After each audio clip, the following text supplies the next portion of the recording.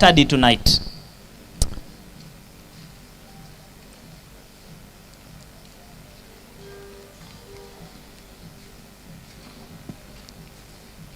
Not functioning. Just a minute.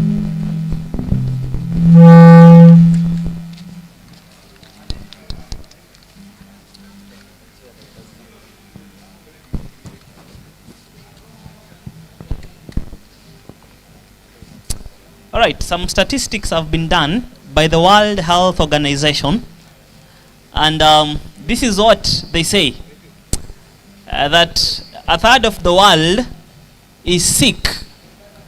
That literally means of every 3 people that you meet, 1 of them is sick. So you can imagine the number of people you meet every day. In every 3, 1 is sick. There is a study that has been conducted by the World Health Organization. In fact, they have even gone further, and this is what they have said. I was doing some research to understand and to know the leading causes of death in our world today, in the 21st century. 1, 2.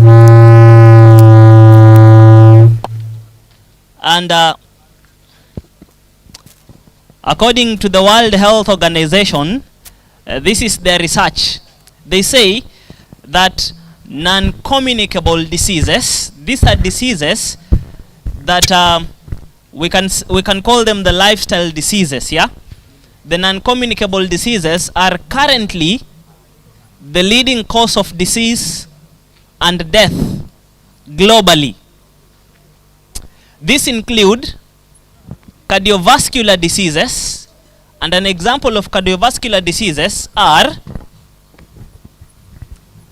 the heart disease, stroke, cancer, diabetes, and chronic respiratory diseases.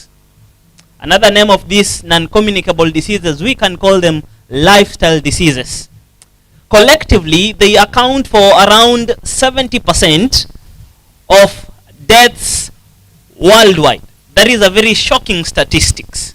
70% of people who die every day, every year, the leading cause of their death are these non-communicable diseases. But then they go ahead further to say major risk factors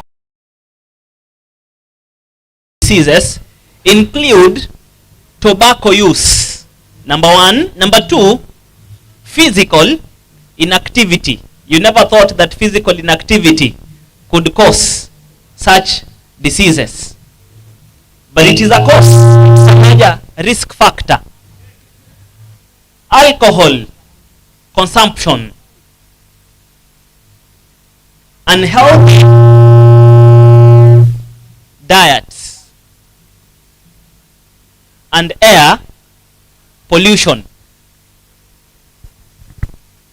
When you look at these lifestyle diseases, diabetes, chronic respiratory diseases, heart disease, stroke, cancers, they have taken many of our loved ones to death, some to their early graves. And we are seeing the major risk factors, the major causes that cause up to 70% of these diseases: unhealthy diets, alcohol, tobacco use, yeah, physical inactivity. Some of the things that you never imagined or thought could lead to such things. And I was wondering to myself, with the flood of knowledge that we have today, why should we be suffering from such things? God has given us enough knowledge in the scriptures. Speaking, I want to focus on this one particular risk factor or cause that contributes majorly to these diseases that many people today suffer. Unhealthy diets, yeah? One person someday said that you are what you eat. And it is very true. I completely agree that you are what you eat. If you eat healthy food, you will be a healthy human being. But if you eat unhealthy foods, then you will be a very unhealthy human being. The Bible says in 1 Corinthians 10 verse 31, that whether therefore you eat or drink, or whatsoever ye do, do it to the glory of God. And so the foods that we eat, the drink that we eat, we ask ourselves that imperative question: is it a healthful food that will give my life, my body, glory to God? Or is it an unhealthy food? So it is true, you are what you eat. And so food constitutes a bigger percentage of our bodies, of who we are. And tonight we just want to explore how the food we eat affects our bodies. And we just want to study a little bit of anatomy and physiology in relation to the foods that we eat. We may not finish our study today, but we shall take it to tomorrow as our days progresses. So friends, once again, I just want to invite us to a very exciting study and venture to understand how the human body works. Our brother yesterday shared that this body that we have, God created us, and it came with a set of instructions on how we need to handle it. Yeah, it's like a manual that God gave us in His Word, in His laws, in His statutes, that we may know how to live a better life, a healthy life.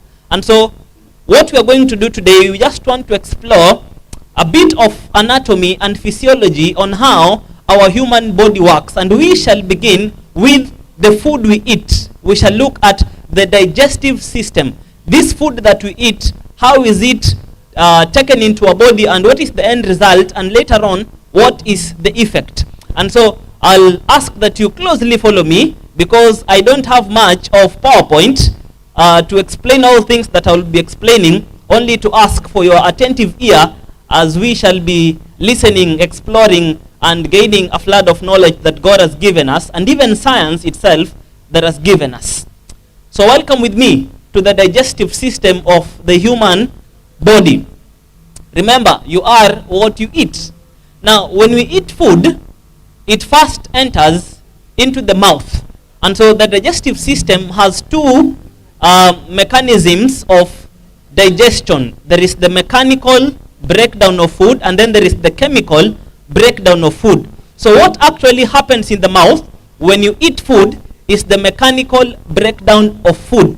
And so when you eat food, when food enters into the mouth, it is broken down by an enzyme called ptyalin enzyme. The word ptyalin is spelled P-T-Y-L-I-N. And so this is the first enzyme that you find in the mouth. And so it mixes with the food. And that is important. When you first eat food, you must thoroughly masticate food.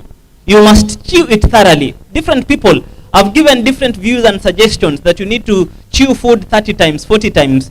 Well, today I'm not telling you how many times you should chew your food, but the principle is basic. You should thoroughly masticate your food to a point that it can be easily absorbed, or you can easily drink that food after masticating it, because you cannot find teeth in your stomach to do that work. And so digestion must begin in the mouth when you thoroughly masticate food. The reason of thoroughly chewing food is because the brain has some receptors that when you eat and masticate food in your mouth, it will send these messages to the responsive and respective organs, and it will tell the stomach, oh, there's some proteins in the mouth, be prepared for that. It will tell the duodenum, there are some fats in the mouth, be prepared to receive it. And so that is the reason as to why we should slowly chew our food to an extent that you can drink that food. And so the first thing that happens in the mouth is the digestion of starch. Well, what are some starchy foods that we know? An example? Yeah? Someone has said something, I cannot hear you. Yeah? Chapati, yeah. Bread is starch, yeah? You can name all those starchy foods that you know, pasta, bread, and such kind. Their digestion begins in the mouth, and so they mix with that enzyme called the ptyalin enzyme. It breaks down starch. And then when that food is thoroughly masticated, it goes down through the process of peristalsis in the esophagus. And it goes down, and the second thing it meets is the stomach. And so something interesting happens in the stomach when this food gets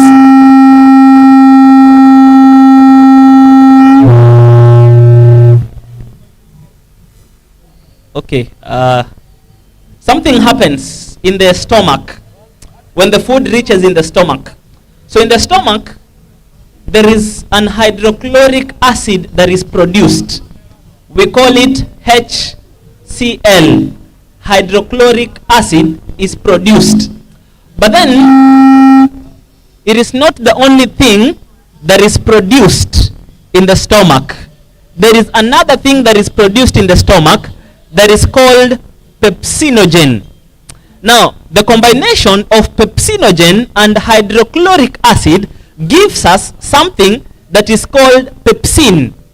Pepsin is what is responsible in the breakdown of protein. So, in the stomach, we have the digestion of proteins. But then before I go far, I will do well to remind us that the only part of the human body that is acidic is the stomach. All other parts of the body are alkaline. When starch is broken in the mouth, it is under an alkaline environment. But when it comes to the stomach, it is an acidic environment. And scientists, many doctors, have said that this acidic environment is between 1.5 to 3.5 pH. The reason for this stomach to be acidic is that this chemical that is produced in the combination of HCl and pepsinogen, called pepsin, it breaks down protein. And that gives us a very beautiful reason why you should never drink water when eating or immediately after eating. Because when you drink water, when you have immediately eaten or when you drink while eating, this water goes into the stomach and it will dilute this acid and it will not function as it is supposed to. It will not properly break down the proteins. And that is why many people have that problem, stomach issues, because they dilute this acid. And so it is always recommended that you should drink water 30 minutes before eating. Or when you eat, you will wait for 2 hours after eating and then you will drink water, giving ample time for this hydrochloric acid and pepsinogen to do its perfect work, to break down the proteins. And when you look at the stomach, the digestion of the proteins, it takes between 3 to 4 hours of digestion. Yeah? And another 1 hour for the stomach to rest. That comes to a total of about 5 hours.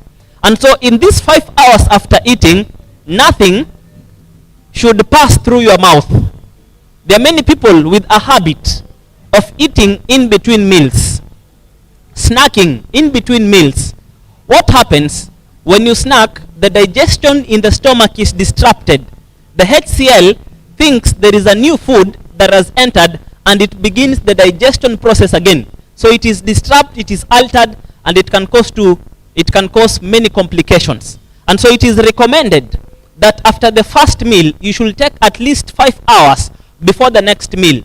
And what you should do in between this meal is drink water after 2 hours of eating. Alright, so that is the stomach. When this food is broken down, when proteins are broken down, they go to another state called the duodenum. But then before the duodenum, there is a gate valve that is called the pyloric sphincter. It's like a gate, a small valve that opens for the proteins to enter. Now, speaking of this pyloric sphincter, this pyloric sphincter always opens in the morning.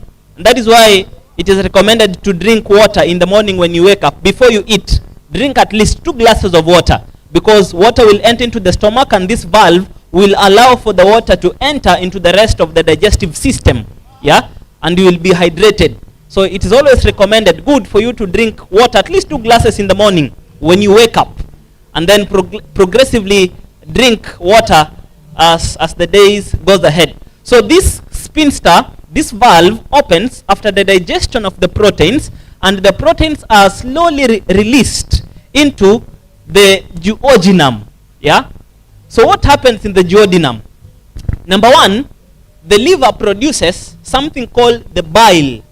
So the bile goes into this duodenum, and the bile is responsible to break fat in the duodenum, yeah. It is responsible to break fat in the duodenum. So the digestion of fat happens in this section called the duodenum, yeah. It is just beneath the stomach, immediately after the stomach. And so in this duodenum also, the pancreas produces some chemicals. Number one, it produces something that we call sodium bicarbonate.